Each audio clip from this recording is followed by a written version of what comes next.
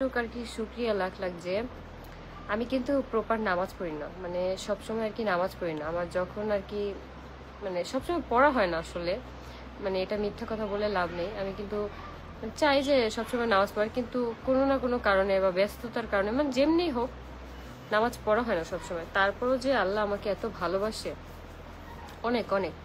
তা আমি আল্লাহর কাছে এই জন্য অনেক অনেক কৃতজ্ঞ। মানে আল্লাহর কাছে আমি বলে বোঝাতে পারবো না যে আল্লাহ আমার সবকিছু থেকে কতটুকু হেল্প করে, আমাকে কতভাবে মানে বাঁচায় নিয়ে আসে। আমার আমার মনের কষ্টটা একমাত্র কেউ না বুঝলো, আল্লাহ বুঝে। আমি এই জিনিসটা না আমি অনেক দেখছি যে আমি আল্লাহর একটা পাপী বান্দা, তারপর হচ্ছে আল্লাহ আমাকে এত পরিমাণ ভালোবাসে।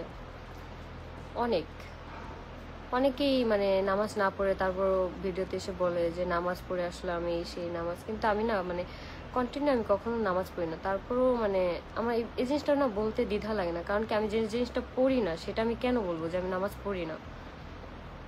তবে এখন থেকে আমি ট্রাই করব, এখন থেকে আমার 100% দিয়ে আমি ট্রাই করব যে আমি প্রত্যেক ওয়াক্ত নামাজ যাতে পড়তে পারি। আমি যেখানেই থাকি না কেন, আমার কাজের স্থানে থাকলেও, আমি বাসায় থাকলেও, আমি সবসময় ট্রাই। আমার জন্য দোয়া করবেন যেন আমি 5 ওয়াক্ত নামাজ পড়ি, আমাকে যেন শয়তান কোনোভাবে বাধা না দেয় নামাজ পড়ার। কারণ নামাজ পড়ার ক্ষেত্রে দেখা যায় কি অনেক আলসামি তৈরি হয়, যে চিন্তা করি যে নামাজ পড়বো, কিন্তু একটা সময় দেখা যায় কি আলসামির কারণে পড়া হয় না, নামাজের রক্তটা চলে যায়। তো আমি এখন থেকে 100%, আমি তো বললাম যে আমার 100% দিয়ে আমি ট্রাই করবো যাতে আমি 5 ওয়াক্ত নামাজ পড়তে পারি।